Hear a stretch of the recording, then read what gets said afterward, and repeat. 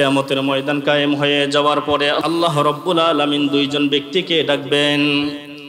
একজন ব্যক্তি হচ্ছে দুনিয়ার মধ্যে যার কোনো কষ্ট ছিল না, এরকম একজন ব্যক্তি দুনিয়ার যার কোনো কষ্টই ছিল না দুনিয়াতে, এইরকম একটা লোককে আল্লাহ রাব্বুল আলামিন ডাকবেন। ডাকার পরে সাইড করবেন, সাইড করানোর পরে বলবেন তুমি এই জায়গার মধ্যে দাঁড়াও। এইবার আল্লাহ রাব্বুল আলামিন দুনিয়ার মধ্য থেকে আরেকজন লোককে ডাকবেন যার দুনিয়ার মধ্যে সুখ নামক কোনো কিছু ছিল না। একজনকে ডাকবেন যার দুঃখ বলতে দুনিয়াতে কিছুই ছিল না, আরেকজনকে ডাকবেন যার দুনিয়াতে সুখ বলতে কিছুই ছিল না। বুঝতে পারছেন? এরকম দুইজন লোককে আল্লাহ তাআলা কিয়ামতের ময়দানে ডাকবেন। ডাকার পরে দুইজনকে দাঁড় করাবেন। দাঁড় করানোর পরে আল্লাহ রাব্বুল আলামিন ফেরেশতাদেরকে ডাকবেন, ও ফেরেশতারা তোমরা আসো। জান্নাতের ফেরেশতাদেরকে ডাকা হবে, জাহান্নামী ফেরেশতাদেরকে ডাকা হবে। দুই দল ফেরেশতা যখন আল্লাহ রাব্বুল আলামিনের কাছে আসবেন, আসার পরে আল্লাহ রাব্বুল আলামিন দুনিয়ার মধ্যে সবচাইতে সুখী ব্যক্তিটাকে জাহান্নামী ফেরেশতার হাতে তুলে দিবেন, বলে দিবেন মুহূর্তের জন্য তাকে জাহান্নাম থেকে একটু ঘুরিয়ে নিয়ে আসো। জান্নাতের ফেরেশতাগুলোকে আল্লাহ রাব্বুল আলামিন বলবেন দুনিয়ার মধ্যে যে সুখ নামক পাখিটা তার কাছে ধরা দেয় নাই, সুখের লেশ মাত্র দুনিয়ার মধ্যে তার ছিল না। এই লোকটাকে আল্লাহ রাব্বুল আলামিন জান্নাতের ফেরেশতাদের হাতের মধ্যে তুলে দিবেন, বলে দিবেন জান্নাত থেকে একটা মুহূর্তের জন্য ঘুরিয়ে নিয়ে আসো। বুঝছেন? হ্যাঁ, সবচাইতে সুখী ব্যক্তিকে জাহান্নামের মধ্যে বলা হবে যে তাকে একটু জাহান্নাম থেকে ঘুরিয়ে নিয়ে আসো। সবচাইতে দুঃখী ব্যক্তিকে বলা হবে তাকে জান্নাত থেকে একটু কি করে নিয়ে আসো, ঘুরিয়ে নিয়ে আসো। এইবার দুই দল ফেরেশতা এই দুইজন লোককে, একজন লোক জাহান্নামের মধ্যে আর একজন লোক জান্নাতের মধ্যে মুহূর্তের মধ্যে ঘুরিয়ে নিয়ে এসে আল্লাহ রাব্বুল আলামিনের সামনে দাঁড় করাবেন। করানোর পরে আল্লাহ রাব্বুল আলামিন দুনিয়ার মধ্যে সবচাইতে যে সুখী ব্যক্তিটা তাকে জিজ্ঞাসা করবেন ব্যাপার কি, কেমন লাগলো জাহান্নামের মধ্যে? দুনিয়াতে তো অনেক সুখ তুমি করেছো, দুনিয়ার মধ্যে দুঃখ নামক বিষয়টা তোমার মধ্যে ছিল না। জন্মের পর থেকে মৃত্যুর আগ পর্যন্ত দুঃখ কি জিনিস তুমি দেখো নাই। একটু সামান্য পরিমাণের সময় তো তুমি জাহান্নামের মধ্যে ঘুরে আসলা। এবার বলো তো তোমার অনুমানটা কেমন, তোমার অনুধাবনটা কেমন? এইটা বলার সঙ্গে সঙ্গে মুহূর্তের মধ্যে যে জাহান্নামের মধ্যে ঘুরে আসা ব্যক্তিটা দুনিয়ার মধ্যে সবচাইতে সুখী ব্যক্তি, সে বলবে আল্লাহ দুনিয়ার মধ্যে কিসের সুখ আমি করেছি, দুনিয়ার সুখ তো আমার কাছে কোনো সুখই না। একটা মুহূর্ত জাহান্নামের মধ্যে ঘুরে আসার পরে দুনিয়ার সমস্ত সুখ আমি ভুলে গেছি, এইটা দুনিয়ার কোনো সুখই না। বুঝতে পারছেন? একটা সেকেন্ড তো তার দুনিয়াতে দুঃখ ছিল না, একটা মুহূর্ত জাহান্নামের মধ্যে তাকে ঘুরিয়ে আনার পরে বলতেছে দুনিয়াতে সে কোনো সুখই করে নাই, দুনিয়ার সুখ কোনো তার সুখই না। সব দুঃখ যেন সে জাহান্নামের মধ্যে যে সব সুখ যেন সে ভুলে গেছে। জাহান্নামের দুঃখই হচ্ছে, দুর্দশাই হচ্ছে তার জন্য সবচাইতে বড় কাল। এইবার জান্নাত থেকে যে ব্যক্তিটাকে ঘুরিয়ে আনা হয়েছিল এই ব্যক্তিটাকে জিজ্ঞাসা করা হবে ব্যাপার কি, কেমন দেখলা জান্নাতের মধ্যে, আমাকে একটু বলো। এইটা বলার সঙ্গে সঙ্গে আল্লাহ রাব্বুল আলামিনের কাছে ওই ব্যক্তিটা বলবেন আল্লাহ জান্নাতের মধ্যে এত সুখ, এত আনন্দ, দুনিয়ার মধ্যে আমি যে কষ্টের মধ্যে ছিলাম, সুখ নামক পাখিটা যে আমার কাছে ধরা দিছিল না।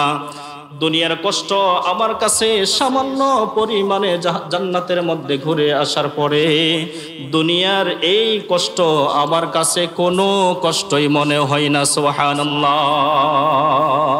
আমরা গত শুক্রবারে গুরুত্বপূর্ণ একটা আলোচনা শুরু করেছিলাম। সেই আলোচনার বিষয় ছিল আত্মহত্যার ভয়াবহতা। এই সম্পর্কে 5টা শিরোনামে আলোচনা করা হবে বলেছিলাম। গত শুক্রবারে আমরা 2টা শিরোনাম শেষ করেছি, 3টার কিছুটা আলোচনা করি। আজকের জুমায় ইনশাআল্লাহ আত্মহত্যার ভয়াবহতা এবং বাকি যে শিরোনামগুলো আছে এই শিরোনামগুলো শেষ করব ইনশাআল্লাহ। আমরা সকলেই জানি আত্মহত্যা মহাপাপ, আত্মহত্যা জঘন্যতম একটা পাপ। অন্যান্য পাপ করলে আল্লাহ সুবহানাহু ওয়া তাআলার পক্ষ থেকে ক্ষমার আশা করা যায়। আল্লাহ তাআলা যদি চায় তার বান্দাদেরকে ক্ষমা করে দিবে, ক্ষমা করে দিতে পারেন। কিন্তু কেউ যদি আত্মহত্যা করে নিজেকে নিজে শেষ করে ফেলে, তাহলে অবশ্যই অবশ্যই তাকে দীর্ঘমেয়াদী জাহান্নামের আগুন তারা ভোগ করতেই হবে। একটা মানুষ আত্মহত্যা করে ডিপ্রেশনের মধ্যে থেকে, হতাশাগ্রস্ত হয়ে, টেনশনে পড়ে, দুশ্চিন্তার বিভিন্ন দিক বিবেচনায় একটা মানুষ আত্মহত্যা করে। এই দিকগুলো আসার অন্যতম একটা কারণ হচ্ছে আল্লাহ এবং তার রাসূল সাল্লাল্লাহু আলাইহি ওয়াসাল্লামের প্রতি আমাদের পরিপূর্ণ আস্থা এবং বিশ্বাস, জান্নাতের আশা, জাহান্নামের ভয় আমাদের অন্তরে না থাকার কারণে আজকে এই অবস্থা।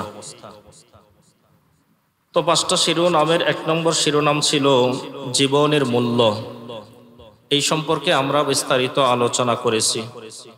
জীবনের মূল্য সম্পর্কে গত শুক্রবারে একটা হাদিস আপনাদেরকে শুনিয়েছি। জীবনের মূল্য আল্লাহর কাছে, দুনিয়াবাসীর কাছে আল্লাহর কাছে কত দামি। আমরা যে কাবার দিকে ফিরে নামাজ আদায় করি, এই কাবার চাইতেও জীবনের মূল্য, একজন মুমিনের মূল্য আল্লাহর কাছে বেশি। 2 নম্বর শিরোনাম ছিল কোনো মানুষকে হত্যা করা, এটা তো জঘন্যতম একটা অপরাধ। আর 3 নম্বর শিরোনাম ছিল আত্মহত্যা করা। এই আত্মহত্যা আমরা যদি করি আমাদের দুনিয়া এবং আখিরাতে কি শাস্তি হবে, এই ব্যাপারে গত শুক্রবারে 2-1টা উদাহরণ, 2-1টা দৃষ্টান্ত আপনাদের সামনে পেশ করেছিলাম। আত্মহত্যা যদি কোনো মানুষ করে, আত্মহত্যার ব্যাপারে আল্লাহ রাব্বুল আলামিন বলেছেন, ওয়ালা তুলকু বিআনফুসিকুম, তোমরা নিজেদেরকে আত্মহত্যা করে শেষ করে দিও না। 2 নম্বর দৃষ্টান্ত ছিল আল্লাহ বলেন, ওয়ালা তুলকু বিআইদিকুম ইলা তাহলুকা, তোমরা নিজেরা নিজেদেরকে আত্মহত্যা করে নিজেদেরকে ধ্বংসের দিকে ঠেলে দিও না। তাহলে এই আয়াত দ্বারা বোঝা যায় আত্মহত্যা করার মানেই হচ্ছে নিজেকে ধ্বংস করার নামান্তর। 3 নম্বর বলেছিলাম, যে মানুষটা, যে ব্যক্তি যেইভাবে আত্মহত্যা করবে, সে যদি বিষ পান করে আত্মহত্যা করে, তার শাস্তিও বিষ পানই হবে। জাহান্নামের মধ্যে আগুনে জ্বলতে থাকবে, আর তার হাতের মধ্যে বিষের বোতল থাকবে, বিষ পান করবে, পেটে যাবে, মারা যাবে, আবার জীবিত হবে। কেউ যদি ছুরি দিয়ে আঘাত করে আত্মহত্যা করে, তারও একই শাস্তি। কেউ যদি ফাঁসি দিয়ে আত্মহত্যা করে, তারও একই শাস্তি। এই ব্যাপারে গত শুক্রবারে আপনাদেরকে বিস্তারিত বলেছিলাম। আত্মহত্যা করার 3 নম্বর ক্ষতি হচ্ছে, কেউ যদি আত্মহত্যা করে মারা যায়, তাহলে তার পিছনের সমস্ত আমলগুলো আল্লাহ রাব্বুল আলামিন ধ্বংস করে দেন। নাউজুবিল্লাহ। কেউ যদি আত্মহত্যা করে মারা যায়, সে পিছনে যত আমল করেছে, যত নামাজ পড়েছে, যত রোজা রেখেছে, যত নেক আমল করেছে, আল্লাহ রাব্বুল আলামিন তার সমস্ত নেক আমলগুলোকে ধ্বংস করে দেয়। এই ব্যাপারে দলিল হচ্ছে বুখারী শরীফের বর্ণনার এক হাদিস। বুখারী শরীফের বর্ণনায় রাসূল করিম সাল্লাল্লাহু আলাইহি ওয়াসাল্লাম সাহাবায়ে কেরাম রাদিয়াল্লাহু তাআলা আনহুমদেরকে নিয়ে কোনো একটা যুদ্ধের ময়দানে যুদ্ধ করতেছিলেন। বিশ্বনবী সাল্লাল্লাহু আলাইহি ওয়াসাল্লাম সহ সাহাবায়ে কেরাম রাদিয়াল্লাহু তাআলা আনহুমরা দীর্ঘক্ষণ পর্যন্ত যুদ্ধ করার পরে তারা শ্রান্ত হয়ে পড়েছে। রাসূল করিম সাল্লাল্লাহু আলাইহি ওয়াসাল্লাম বিশ্রাম নেওয়ার জন্য পাশের তাঁবুতে ঢুকলেন। রাসূল করিম সাল্লাল্লাহু আলাইহি ওয়াসাল্লামকে দেখার সঙ্গে সঙ্গে কিছু সাহাবায়ে কেরাম রাদিয়াল্লাহু তাআলা আনহুমরাও তাঁবুর মধ্যে ঢুকলেন।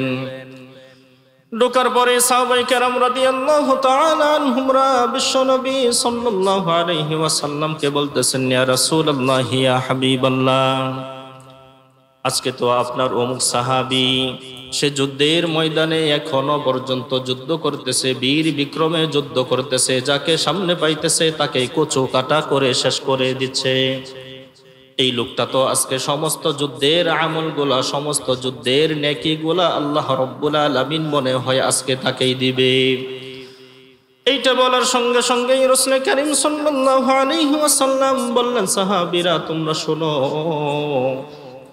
এই ব্যক্তিটা যদিও যুদ্ধ করতেছে, বীর বিক্রমে যুদ্ধ করতেছে, যে সামনে আসতেছে তাকেই কল্লা নামিয়ে দিচ্ছে, কিন্তু এই লোকটা হচ্ছে জাহান্নামী। এইটা বলার সঙ্গে সঙ্গে সাহাবাই কেরাম রাদিয়াল্লাহু তাআলা আনহুমরা সবাই আশ্চর্য হয়ে গেছে, ব্যাপার কি? এই লোকটা যুদ্ধের ময়দানে বীর বিক্রমে যুদ্ধ করতেছে, যাকে সামনে পাইতেছে তাকেই শেষ করে দিচ্ছে। এই লোকটা তো আমাদের কাছে মনে হয় যুদ্ধের আজকে যতগুলা নেকি, যুদ্ধের আজকে যতগুলা সওয়াব মনে হয় তিনি নিয়ে যাবে। অথচ রাসূল করিম সাল্লাল্লাহু আলাইহি ওয়াসাল্লাম বললেন এই লোকটা জাহান্নামী। এইটা বলার সঙ্গে সঙ্গে একজন সাহাবীর মনের মধ্যে একটু সন্দেহ ঢুকলো, দেখি আমি কি করা যায়। তাবু থেকে সে সঙ্গে সঙ্গে বের হয়ে গেল। বের হয়ে যাওয়ার পরে ওই সাহাবীটার পিছনে তিনি দৌড়াইতে থাকলো। ওই সাহাবীটা যুদ্ধের ময়দানে মানুষদেরকে হত্যা করে, পিছন দিক দিয়ে সেই দেখে সে শেষের অবস্থা তার কি হয়। একটা পর্যায়ে দেখা গেছে যুদ্ধ করতে করতে ওই সাহাবীটার গায়ের মধ্যে একটা আঘাত লাগছে। আঘাতের কারণে সে একটা গাছের নিচে ঠাস করে বসে গেছে। পিছন দিক দিয়া যে সাহাবীটা তার পিছনেও ছিল, সেও দেখতেছে সেই সাহাবীটা গাছের নিচে বসে গেছে। বসে যাওয়ার পরে ওই আঘাতের কারণে সাহাবীটা গাছের নিচে পড়ে কাতরাইতেছে, কি করবে কি করবে, ব্যথা আর ভালো হয় না এবং সে মারাও যায় না, কি করবে। এই ডিপ্রেশনের মধ্যে পড়ে চিন্তাগ্রস্ত হয়ে পড়ে টেনশনের মধ্যে পড়ে তার ছুরিটা জমিনের মধ্যে রাখছে, ছুরির গোড়াটা তার জমিনের মধ্যে রাখছে আর আগাটা আসমানের দিকে দিছে।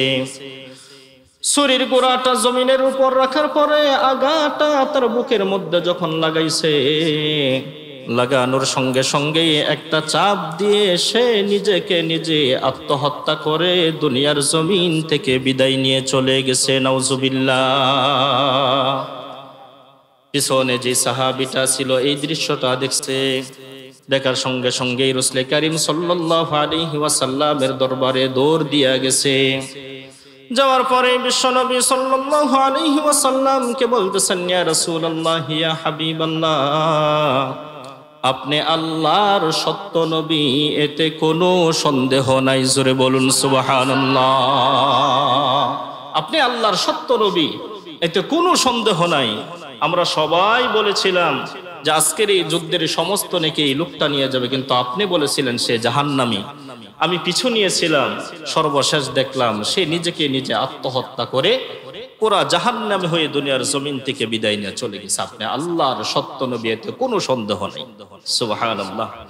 তাহলে এই যে লোকটা আত্মহত্যা করে মারা গেল, এত যুদ্ধ করলো, এত কিছু করলো, রাসূলের সান্নিধ্যে ছিল, সাহাবী ছিল, সে যে আমল করেছে এর একটা আমলও কি তার কাজে লাগছে? কোন আমলই তার কাজে লাগে নাই। এই জন্য আত্মহত্যা করার 3 নম্বর ক্ষতি হচ্ছে, যে ব্যক্তি আত্মহত্যা করবে আল্লাহ তাআলা তার সমস্ত আমলগুলোকে ধ্বংস করে দিবেন। আত্মহত্যা করার 4 নম্বর ক্ষতি হচ্ছে, যে ব্যক্তি আত্মহত্যা করবে সে হচ্ছে জাহান্নামী। যে আত্মহত্যা করবে সে হচ্ছে জাহান্নামী। আল্লাহ রাব্বুল আলামিন সূরাতুন নিসার 30 নম্বর আয়াতের মধ্যে বলেন, ওয়া মাই ইয়াফআল যালিকা উদওয়ানান ওয়া যুলমান ফাসাউফা নুসলিহি নারা ওয়া কানা যালিকা আলাল্লাহি ইয়াসীরা। আল্লাহ রাব্বুল আলামিন বলেন, ওয়া মান ইয়াফআল যালিকা উদওয়ানান ওয়া যুলমান, যে ব্যক্তি দুশ্চিন্তার মধ্যে পড়ে, ডিপ্রেশনের মধ্যে পড়ে, এইটাকে সহ্য করতে না পেরে সে নিজের উপরে যে নিজে আঘাত করবে, অর্থাৎ আত্মহত্যা করবে, আল্লাহ রাব্বুল আলামিন তাকে জাহান্নামের মধ্যে প্রবেশ করাবেন।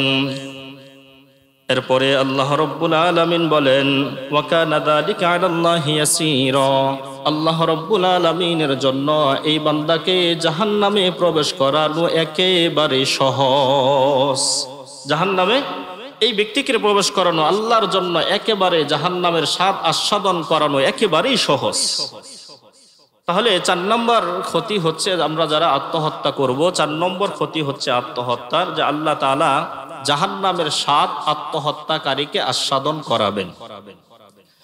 5 নম্বর, যে ব্যক্তি আত্মহত্যা করে মারা যাবে তার 5 নম্বর ক্ষতি হচ্ছে এই লোকটার জানাজার নামাজ সমাজের সম্ভ্রান্ত কোনো মানুষে পড়াবে না এবং অংশগ্রহণও করবে না। যে আত্মহত্যা করে মারা যাবে, যদি সে বিষ খেয়ে মারা যায়, অথবা ফাঁসিতে ঝুলে মারা যায়, অথবা ছাদের উপর থেকে লাফ দিয়ে পড়ে মারা যায়, এই লোকটার জানাজার নামাজ সম্ভ্রান্ত ব্যক্তিরা পড়াবে না। তাহলে কারা পড়াবে?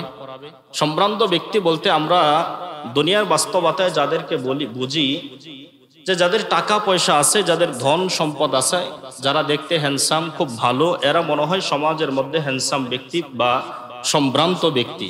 কিন্তু না, সমাজের মধ্যে সবচাইতে সম্ভ্রান্ত ব্যক্তি হচ্ছে ইমাম। সমাজের সবচাইতে দামি ব্যক্তি, সমাজের সবচাইতে সম্ভ্রান্ত ব্যক্তি হচ্ছে ইমাম। তো কেউ যদি কোনো সমাজের মধ্যে যদি আত্মহত্যা করে কেউ মারা যায়, তাহলে ইমাম সাহেব তার জানাজার নামাজ পড়াবে না। এটাই মাসআলা। তাহলে কে পড়াবে? সমাজের মধ্যে একজনকে ধরে সামনে দাঁড় করে দিবেন, উনি পড়িয়ে দিবে। হয়তো বলবেন যে হুজুর উনি তো কিছুই পারে না, না পারলে আমার সাথে যোগাযোগ করতে বলবেন, কিভাবে পড়াইতে হবে, আমি সিস্টেম শেখাই দেবো, সামনে দাঁড়াই খালি তাকবীর গোলা দিবে, জানাজার নামাজ হয়ে যাবে, আরো কিছু আছে, এগুলো আমার সাথে যোগাযোগ করলে হয়ে যাবে। তো এর জন্য কেউ যদি সমাজের মধ্যে আত্মহত্যা করে মারা যায়, বিষ খেয়ে মরুক, ফাঁসি দিয়ে মরুক, বা ছাদের উপর থেকে লাফ দিয়ে মরুক, সমাজের কোনো ইমাম এবং মুয়াজ্জিনদেরকে জানাজার নামাজ পড়ানোর জন্য বাধ্য করবেন না। এটা হাদিসেও নিষেধ আসছে। এই ব্যাপারে দলিল কি? এই ব্যাপারে দলিল হচ্ছে মুসলিম শরীফের বর্ণনায় হযরতে জাবের ইবনে সামুরা রাদিয়াল্লাহু তাআলা আনহু থেকে বর্ণিত। তিনি বলেন, রাসূল করিম সাল্লাল্লাহু আলাইহি ওয়াসাল্লামের জামানায় বিশ্ব নবী সাল্লাল্লাহু আলাইহি ওয়াসাল্লামের সামনে একটা লাশ আনা হইল। আনার পরে বিশ্ব নবী সাল্লাল্লাহু আলাইহি ওয়াসাল্লামকে বললেন, ইয়া রাসূলুল্লাহ, ইয়া হাবিবাল্লাহ, এই লোকটার জানাজার নামাজ আপনি পড়িয়ে দেন। রাসূল করিম সাল্লাল্লাহু আলাইহি ওয়াসাল্লাম জানাজার নামাজ পড়ানোর জন্য সামনে গেলেন। যাওয়ার পরে লাশটার ব্যাপারে জিজ্ঞাসা করলেন, এই লোকটা কিভাবে মারা গেছে আমাকে বলো।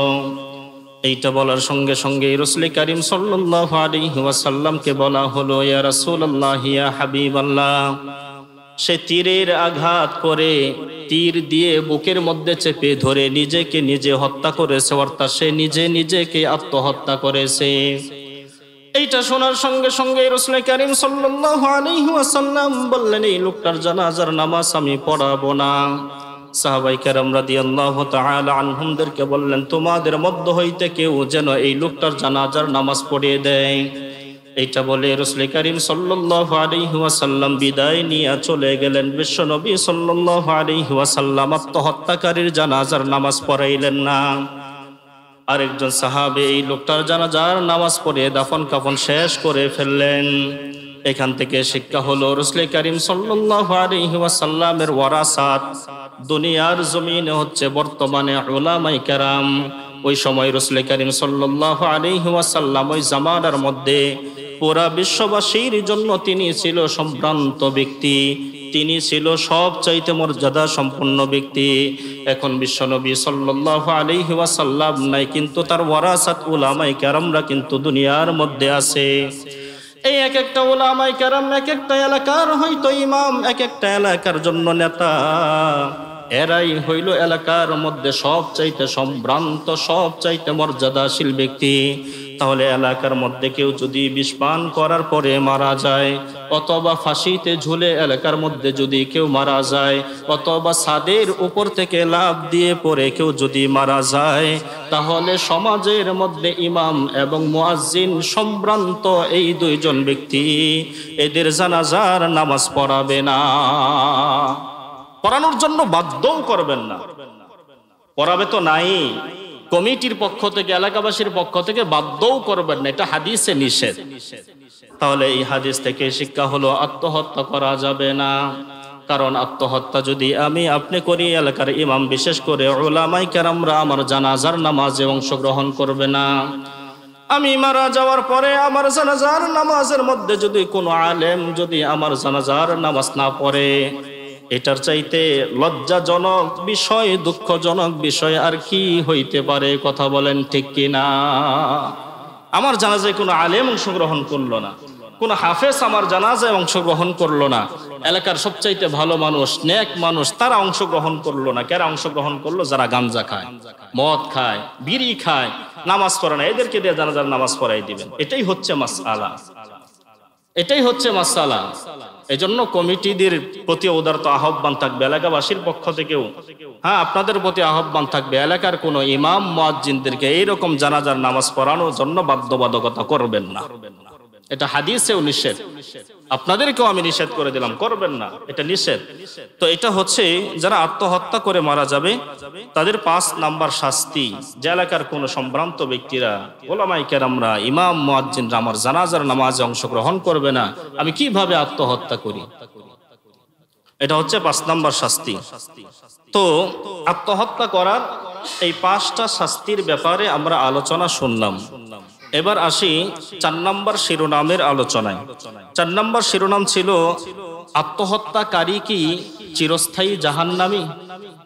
আত্মহত্যাকারী কি চিরস্থায়ী জাহান্নামী নাকি দীর্ঘস্থায়ী জাহান্নামী? এই ব্যাপারে মূল কথা হচ্ছে আত্মহত্যাকারী চিরস্থায়ী জাহান্নামী না। ভালো করে বুঝবেন, আত্মহত্যাকারী চিরস্থায়ী জাহান্নামী না। চিরস্থায়ী জাহান্নামী হচ্ছে কাফের মুশরিকরা। কারা চিরস্থায়ী জাহান্নামী? কারা? কাফের মুশরিকরা, তারা হচ্ছে চিরস্থায়ী জাহান্নামী। অনেকেই বলবেন যে হুজুর, তাহলে মুসলমানের মধ্যে কেউ যদি কাফের মুশরিক হয়ে যায়, হ্যাঁ ও চিরস্থায়ী জাহান্নামী। অনেক আছে মুসলমানদের মধ্যে আল্লাহ বিশ্বাস করে না, রসুল বিশ্বাস করে না, মূর্তি পূজাকে বিশ্বাস করে, অগ্নি পূজাকে বিশ্বাস করে, অনেক আছে। তো মুসলমানের ঘরে জন্ম হওয়ার পরেও যারা কাফের মুশরিক হয়ে যাবে, ওদের ধর্মের অবলম্বী যারা হয়ে যাবে, তারাও চিরস্থায়ী জাহান্নামী। তাহলে মূল মাসআলা হচ্ছে আত্মহত্যাকারী চিরস্থায়ী জাহান্নামী না, কাফের মুশরিকরা হচ্ছে চিরস্থায়ী জাহান্নামী। তাহলে আত্মহত্যাকারীরা হচ্ছে দীর্ঘস্থায়ী জাহান্নামী। আত্মহত্যাকারীরা দীর্ঘস্থায়ী জাহান্নামী। এই ব্যাপারে দলিল কি? এই ব্যাপারে বুখারী শরীফের বর্ণনায় 44 নম্বর হাদিসের মধ্যে রাসূল করিম সাল্লাল্লাহু আলাইহি ওয়াসাল্লাম বলেন, যে ব্যক্তির অন্তরের মধ্যে গমের পরিমাণ অথবা জব পরিমাণ অথবা অনুপরিমাণের ঈমান যেই সমস্ত মুসলমানের অন্তরের মধ্যে থাকবে, এই সমস্ত লোকেরা কোনো একটা সময় যদি ডিপ্রেশনের মধ্যে পড়ে অথবা হতাশাগ্রস্ত হয়ে আত্মহত্যা করে মারা যায়, তার অন্তরের মধ্যে গমের দানা পরিমাণ, অনুপরিমাণ অথবা জবের পরিমাণ ঈমান ছিল, আল্লাহ রাব্বুল আলামিন এই লোকটাকে গমের, জবের এবং অনুপরিমাণের ঈমান থাকার কারণে আল্লাহ রাব্বুল আলামিন একে দীর্ঘমেয়াদী জাহান্নামের মধ্যে শাস্তি ভোগ করার পরে আল্লাহর জান্নাতের মধ্যে পৌঁছাবেন। সুবহানাল্লাহ। দীর্ঘমেয়াদী জাহান্নামের স্বাদ তাকে আস্বাদন করাবেন, তাকে ভোগ করাবেন। ভোগ করানোর পরে আল্লাহ তাআলা তাকে তারপরে জান্নাতের মধ্যে প্রবেশ করাবেন। সামান্য পরিমাণের সময় আগুনে জ্বলার ক্ষমতা আমাদের আছে? কি বলেন, আছে? হ্যাঁ, সামান্য পরিমাণ 5 মিনিট, 10 মিনিট, 15 মিনিট আমরা আগুনে জ্বলবো, জাহান্নামের আগুনে জ্বলবো, এই ক্ষমতা দুনিয়ার কারো নাই, দুনিয়ার কারো নাই। তাহলে আত্মহত্যা করে মারা গেলে একটা মানুষকে আল্লাহ তাআলা দীর্ঘমেয়াদী জাহান্নামের আগুনে পোড়াবেন, জ্বালাবেন। তারপরে কোনো এক সময় আল্লাহ তাআলার উপরে ঈমান আনার কারণে, রাসূল করিম সাল্লাল্লাহু আলাইহি ওয়াসাল্লামের উপরে ঈমান আনায়নের কারণে আল্লাহ তাআলা কোনো একটা সময় তাকে জান্নাতের মধ্যে প্রবেশ করাবে। এটা তো অনেক পরের কথা। এই জন্য আমরা আত্মহত্যার চিন্তা কখনো মাথার মধ্যে আনবো না ইনশাআল্লাহ। এটা হচ্ছে 5 নাম্বার শিরোনামের কথা। এবার আসুন আগের শিরোনামে একটু বলে দিই। আমরা অনেকে ধারণা করে আত্মহত্যা করে মারা গেছে, বিষ খেয়ে মারা গেছে, তার কি জানাজার নামাজ হবে কি না? অনেকে আমরা এই ডিপ্রেশনের মধ্যে থাকি, এই চিন্তার মধ্যে থাকি, জানাজার নামাজ হবে কি না। সামনে অনেক আলোচনা আছে, মাঝখানে এইগুলো বলতেছি। 1 নম্বর কথা হচ্ছে, সে যদি মুসলিম হয়, মুসলমান হিসাবে সে জানাজা প্রাপ্য, জানাজা হবে, এতে কোনো সন্দেহ নাই। মুসলমান হিসাবে সে জানাজা প্রাপ্য, তার জানাজা হবে, কোনো সমস্যা নাই। কিন্তু মাসআলা হচ্ছে এটা, যে কোনো আলেম, কোন ইমাম, মুয়াজ্জিন, হাফেজ, এরা তার জানাজার নামাজ পড়াবে না। অন্যান্য লোকেরা যারা কিছুই বোঝে না, এরা জানাজার নামাজ পড়াই দিবে। তৃতীয় নম্বর কথা হচ্ছে এই ব্যাপারে, আত্মহত্যার জানাজার ব্যাপারে তৃতীয় নামক কথা হচ্ছে, আমাদের সমাজের মধ্যে দেখা যায় এরকম করে কেউ যদি মারা যায় তাকে আমরা সাধারণত গুরুস্থানের মধ্যে দাফন করি না। আছেন অনেকে এরকম, সাধারণত গুরুস্থানে দাফন করে না, গুরুস্থানে করলেও একটা সাইডে করি। অন্যান্য মানুষের যেই জায়গার মধ্যে আমরা কবর দেই এই জায়গায় কিন্তু তাকে কবর দেই না, গুরুস্থানে দিলেও একটু সাইডে দিই। এই ব্যাপারে মাসআলা হচ্ছে, সে যেহেতু মুসলমান, তার জানাজা যেহেতু প্রাপ্য জানাজা পড়বে, মুসলমানের গুরুস্থানেও তার লাশ দাফন হবে, কোনো সমস্যা নাই। অন্যান্য মানুষ স্বাভাবিকভাবে মরলে যেইভাবে তার কবর দেওয়া হয় গুরুস্থানের মধ্যে, ঠিক ওই জায়গায় তাকে কবর দেওয়া হবে, কোনো সমস্যা নাই, কোনো সাইডে মাইডে না, আরেক জায়গায় না, ওই জায়গায় কবর দিবেন, কোনো সমস্যা নাই। যার কবর, তার আমল তার কবর, এতে কোনো সমস্যা নেই। একজন মানুষকে আপনি ওই জায়গায় দাফন করবেন এটার মানে এই না বাকি যে কবর আছে সমস্ত কবরের মধ্যে জাহান্নামের আগুন জ্বলবে, বিষয়টা এরকম না, বিষয়টা এরকম না। দুনিয়ার মধ্যে আপনারা দেখেন না, আপনার আমার ঘর পাশাপাশি, আপনি অনেক শান্তিতে দেখেন, আমি আছি অশান্তি, কোনো সমস্যা আছে? কি বলেন, কোনো সমস্যা হয়? আরে এই ঘরে হ্যাঁ অশান্তি, অভাব, দুঃখ, এর কারণে আমাদের এরকম হইতেছে, এরকম হয় বিষয়গুলা? এরকম না। তো গুরুস্থানের ক্ষেত্রেও নিয়ম এটাই, একই গুরুস্থানে দাফন হবে, জানাজাও হবে, কিন্তু মূল মাসআলাই হচ্ছে ওটা যে কোনো ইমাম সাহেব, কোনো ওলামায়ে কেরাম, কোনো মুয়াজ্জিন সাহেব, এলাকার সম্ভ্রান্ত ব্যক্তিরা, মর্যাদাশীল ব্যক্তিরা তার জানাজার নামাজ পড়াবে না। এটা হচ্ছে মাসখানের কথা। তো আত্মহত্যার ভয়াবহতার 4 নম্বর শিরোনাম ছিল, আত্মহত্যাকারী কি চিরস্থায়ী জাহান্নামী নাকি? না, আত্মহত্যাকারী চিরস্থায়ী জাহান্নামী না। চিরস্থায়ী জাহান্নামী হচ্ছে কাফের মুশরিকরা। এই আত্মহত্যা করে যারা মারা যায় তারা দীর্ঘমেয়াদী, দীর্ঘস্থায়ী জাহান্নামী হবে। একটা সময় আল্লাহর প্রতি বিশ্বাস থাকার কারণে, রসুলের প্রতি ঈমান আনার কারণে, জব অথবা অনুপরিমাণ অথবা গমের দানা পরিমাণ ঈমান থাকার কারণে আল্লাহ তাআলা জাহান্নামের স্বাদ আস্বাদন করানোর পরে জান্নাতের মধ্যে প্রবেশ করাবেন। এটা হচ্ছে 4 নম্বর শিরোনাম। 5 নম্বর শিরোনাম, এবার আমরা এই আত্মহত্যা থেকে বাঁচবো কিভাবে? আত্মহত্যা থেকে আমরা বাঁচবো কিভাবে, এই ব্যাপারে 7টা পয়েন্টে আমরা আলোচনা করব ইনশাআল্লাহ। আত্মহত্যা মানুষ সাধারণত করে দুশ্চিন্তা থেকে, হতাশাগ্রস্ত থেকে, ডিপ্রেশনের মধ্যেই পড়ে মানুষ আত্মহত্যা করে। আপনারা শুনে হয়তো আশ্চর্য হবেন, গত বুধবারের ঘটনা আপনাদের সখীপুরে, জামাই বউ ফুচকা রেস্টুরেন্ট, ফুচকা হাউস, জেলখানার মোড়ে 3-4 মাস আগে ফুচকা একটা রেস্টুরেন্ট জেলখানার মোড়ে হয়েছে, জামাই বউ ফুচকা হাউস। এই বউটার নাম হচ্ছে মিম আক্তার। এই মিম আক্তার ফ্যামিলির একটা অশান্তির কারণে স্বামী এবং স্ত্রীর সঙ্গে ঝগড়া করে এই মিম আক্তার গত বুধবারে, আজকে শুক্রবার, গত বুধবারে ফ্যানের সঙ্গে করোনা পেঁচিয়ে ঝুলে সে মারা গেছে। তো এই যে সে আত্মহত্যাটা করলো, এটা একটা টেনশন থেকেই করেছে, সে ডিপ্রেশনের মধ্যে পড়েই করেছে, হতাশাগ্রস্ত হয়েই সে কি করেছে, আত্মহত্যা করেছে। এই হতাশা এবং টেনশন থেকে আমরা কিভাবে বাঁচবো? এর 1 নম্বর কথা হচ্ছে আল্লাহ এবং তার রাসূল সাল্লাল্লাহু আলাইহি ওয়াসাল্লামের প্রতি পরিপূর্ণ আস্থা, বিশ্বাস এবং ঈমান আল্লাহ এবং তার রাসূলের প্রতি আনতে হবে। পরিপূর্ণ ঈমানদার যদি আমরা হই তাহলে আত্মহত্যার চিন্তাও আমাদের অন্তরের মধ্যে আসবে না। এজন্য বাঁচার 1 নম্বর পদ্ধতি কি? পরিপূর্ণ ঈমানদার হওয়া, পরিপূর্ণ আস্থা এবং বিশ্বাস আল্লাহ এবং তার রাসূলের প্রতি থাকা, জান্নাত এবং জাহান্নামের পরিপূর্ণ আস্থা বিশ্বাস থাকা, যে জান্নাতের মধ্যে এই কষ্ট হয়, জাহান্নামের মধ্যে এই সুখ হয়, এই বিশ্বাসগুলা থাকা। এই ব্যাপারে ছোট্ট একটা হাদিস আপনাদেরকে শোনাই। কিয়ামতের ময়দান কায়েম হয়ে যাওয়ার পরে আল্লাহ রাব্বুল আলামিন 2জন ব্যক্তিকে ডাকবেন। একজন ব্যক্তি হচ্ছে দুনিয়ার মধ্যে যার কোনো কষ্ট ছিল না, এরকম একজন ব্যক্তি দুনিয়ার, যার কোনো কষ্টই ছিল না দুনিয়াতে, এইরকম একটা লোককে আল্লাহ রাব্বুল আলামিন ডাকবেন। ডাকার পরে সাইড করবেন, সাইড করানোর পরে বলবেন তুমি এই জায়গার মধ্যে দাঁড়াও। এইবার আল্লাহ রাব্বুল আলামিন দুনিয়ার মধ্য থেকে আরেকজন লোককে ডাকবেন, যার দুনিয়ার মধ্যে সুখ নামক কোনো কিছু ছিল না। একজনকে ডাকবেন যার দুঃখ বলতে দুনিয়াতে কিছুই ছিল না, আরেকজনকে ডাকবেন যার দুনিয়াতে সুখ বলতে কিছুই ছিল না। বুঝতে পারছেন? এরকম 2জন লোককে আল্লাহ তাআলা কিয়ামতের ময়দানে ডাকবেন। ডাকার পরে 2জনকে দাঁড় করাবেন। দাঁড় করানোর পরে আল্লাহ রাব্বুল আলামিন ফেরেশতাদেরকে ডাকবেন, ও ফেরেশতারা তোমরা আসো। জান্নাতের ফেরেশতাদেরকে ডাকা হবে, জাহান্নামী ফেরেশতাদেরকে ডাকা হবে। দুই দল ফেরেশতা যখন আল্লাহ রাব্বুল আলামিনের কাছে আসবেন, আসার পরে আল্লাহ রাব্বুল আলামিন দুনিয়ার মধ্যে সবচাইতে সুখী ব্যক্তিটাকে জাহান্নামী ফেরেশতার হাতে তুলে দিবেন, বলে দিবেন মুহূর্তের জন্য তাকে জাহান্নাম থেকে একটু ঘুরিয়ে নিয়ে আসো।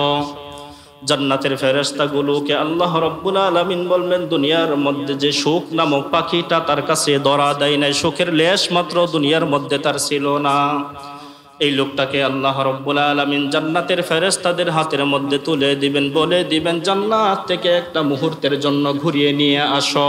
বুঝছেন? হ্যাঁ, সবচাইতে সুখী ব্যক্তিকে জাহান্নামের মধ্যে বলা হবে যে তাকে একটু জাহান্নাম থেকে ঘুরিয়ে নিয়ে আসো। সবচাইতে দুঃখী ব্যক্তিকে বলা হবে তাকে জান্নাত থেকে একটু কি করে নিয়ে আসো, ঘুরিয়ে নিয়ে আসো। এইবার দুই দল ফেরেশতা, এই দুইজন লোককে, একজন লোক জাহান্নামের মধ্যে আর একজন লোক জান্নাতের মধ্যে মুহূর্তের মধ্যে ঘুরিয়ে নিয়ে এসে আল্লাহ রাব্বুল আলামিনের সামনে দাঁড় করাবেন। করানোর পরে আল্লাহ রাব্বুল আলামিন দুনিয়ার মধ্যে সবচাইতে যে সুখী ব্যক্তিটা, তাকে জিজ্ঞাসা করবেন ব্যাপার কি, কেমন লাগলো জাহান্নামের মধ্যে? দুনিয়াতে তো অনেক সুখ তুমি করেছো, দুনিয়ার মধ্যে দুঃখ নামক বিষয়টা তোমার মধ্যে ছিল না, জন্মের পর থেকে মৃত্যুর আগ পর্যন্ত দুঃখ কি জিনিস তুমি দেখো নাই। একটু সামান্য পরিমাণের সময় তো তুমি জাহান্নামের মধ্যে ঘুরে আসলা, এবার বলো তো তোমার অনুমানটা কেমন, তোমার অনুধাবনটা কেমন? এইটা বলার সঙ্গে সঙ্গে মুহূর্তের মধ্যে যে জাহান্নামের মধ্যে ঘুরে আসা ব্যক্তিটা, দুনিয়ার মধ্যে সবচাইতে সুখী ব্যক্তি, সে বলবে আল্লাহ দুনিয়ার মধ্যে কিসের সুখ আমি করেছি, দুনিয়ার সুখ তো আমার কাছে কোনো সুখই না। একটা মুহূর্ত জাহান্নামের মধ্যে ঘুরে আসার পরে দুনিয়ার সমস্ত সুখ আমি ভুলে গেছি, এইটা দুনিয়ার কোনো সুখই না। বুঝতে পারছেন? একটা সেকেন্ড তো তার দুনিয়াতে দুঃখ ছিল না, একটা মুহূর্ত জাহান্নামের মধ্যে তাকে ঘুরিয়ে আনার পরে বলতেছে দুনিয়াতে সে কোনো সুখই করে নাই, দুনিয়ার সুখ কোনো তার সুখই না। সব দুঃখ যেন সে জাহান্নামের মধ্যে, যে সব সুখ যেন সে ভুলে গেছে। জাহান্নামের দুঃখই হচ্ছে, দুর্দশাই হচ্ছে তার জন্য সবচাইতে বড় কাল। এইবার জান্নাত থেকে যে ব্যক্তিটাকে ঘুরিয়ে আনা হয়েছিল, এই ব্যক্তিটাকে জিজ্ঞাসা করা হবে ব্যাপার কি, কেমন দেখলা জান্নাতের মধ্যে, আমাকে একটু বলো। এইটা বলার সঙ্গে সঙ্গে আল্লাহ রাব্বুল আলামিনের কাছে ওই ব্যক্তিটা বলবেন, আল্লাহ জান্নাতের মধ্যে এত সুখ, এত আনন্দ, দুনিয়ার মধ্যে আমি যে কষ্টের মধ্যে ছিলাম, সুখ নামক পাখিটা যে আমার কাছে ধরা দিছিল না, দুনিয়ার কষ্ট আমার কাছে সামান্য পরিমাণে জান্নাতের মধ্যে ঘুরে আসার পরে দুনিয়ার এই কষ্ট আমার কাছে কোনো কষ্টই মনে হয় না। সুবহানাল্লাহ। এজন্য দুনিয়ার সুখ এটা কোনো সুখ না, দুনিয়ার দুঃখ এটা কোনো দুঃখই না।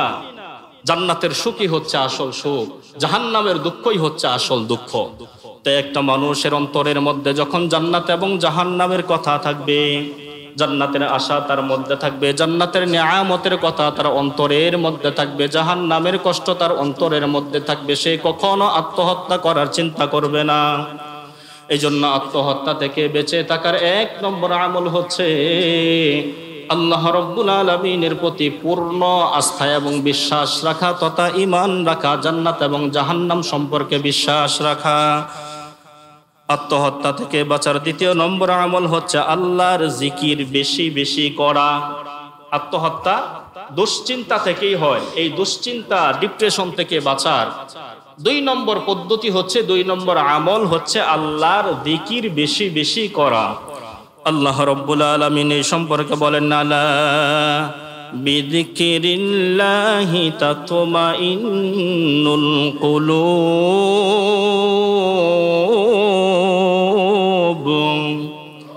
আল্লাহ রাব্বুল আলামিন বলেন, আলা বিযিকরিল্লাহি তাতমাইন্নুল কুলুব, অবশ্যই জিকিরের দ্বারা অন্তরের মধ্যে প্রশান্তি তৈরি হয়, জিকিরের দ্বারা অন্তর পরিষ্কার হয়।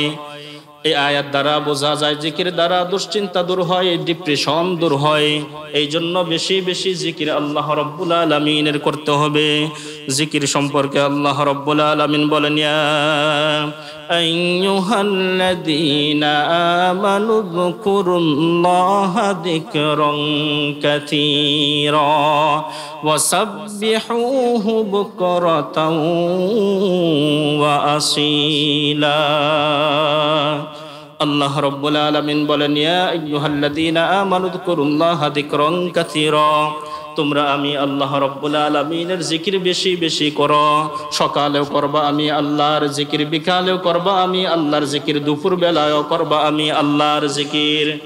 তোমরা যদি আমি আল্লাহ রাব্বুল আলামিনের জিকির করতে পারো, তোমাদের এই হতাশাগ্রস্ত, তোমাদের এই চিন্তা, ডিপ্রেশন আমি আল্লাহ রাব্বুল আলামিন জিকিরের বদলতে দূর করে দিব। সুবহানাল্লাহ।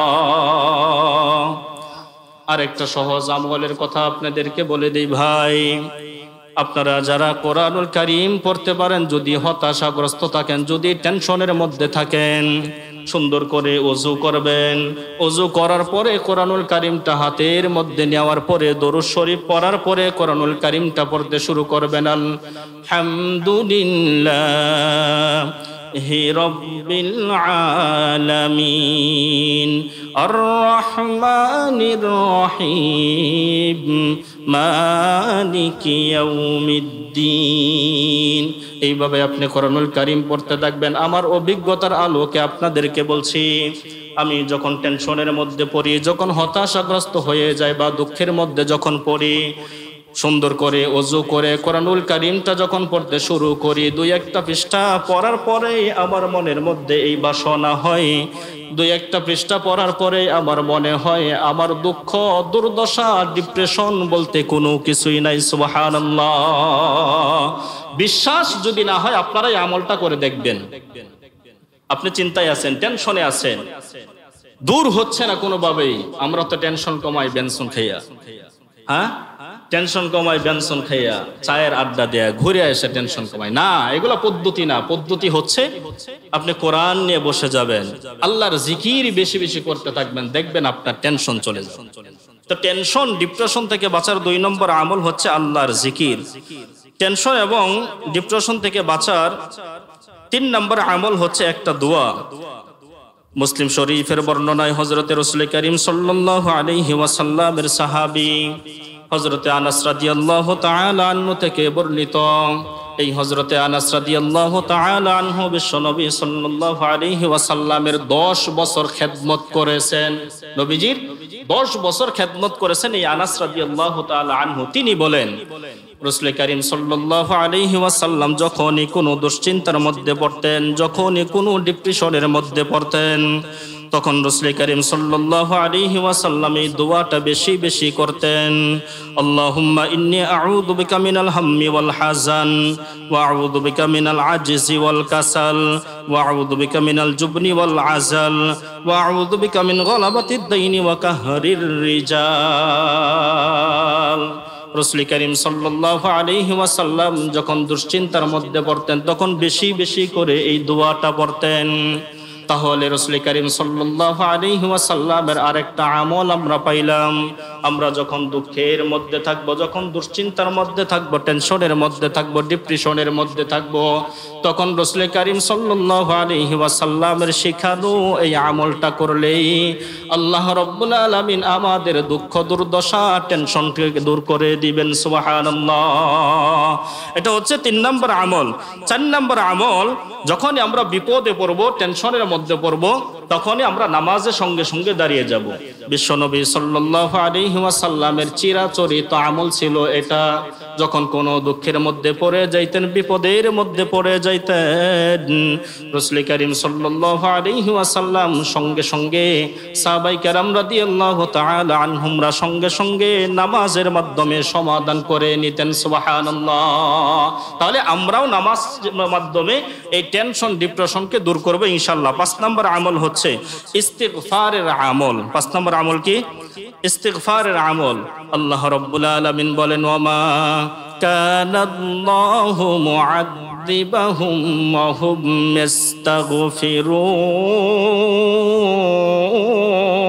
ইস্তাগফিরুন। আল্লাহ রাব্বুল আলামিন এই আয়াতের মধ্যে বলেন, ওয়ামা কানাল্লাহু মুআযযিবাহুম, আল্লাহ রাব্বুল আলামিন তোমাদেরকে অবশ্যই মাফ করে দিবে, অর্থাৎ টেনশনকে তোমাদের দূর করে দিবে। ওয়া হুম নাস্তাগফিরুন, তোমরা যদি বেশি বেশি করে ইস্তিগফার পাঠ করো, এটা হচ্ছে দুশ্চিন্তা দূর করার 5 নম্বর আমল। দুশ্চিন্তা দূর করার 6 নম্বর আমল হচ্ছে রাসূল করিম সাল্লাল্লাহু আলাইহি ওয়াসাল্লামের উপরে বেশি বেশি দরুদ পড়া। ডিপ্রেশন এবং চিন্তা দূর করার 7 নম্বর আমল হচ্ছে রাসূল করিম সাল্লাল্লাহু আলাইহি ওয়াসাল্লাম বলেন বেশি বেশি আল্লাহর রাস্তায় সদকা করা।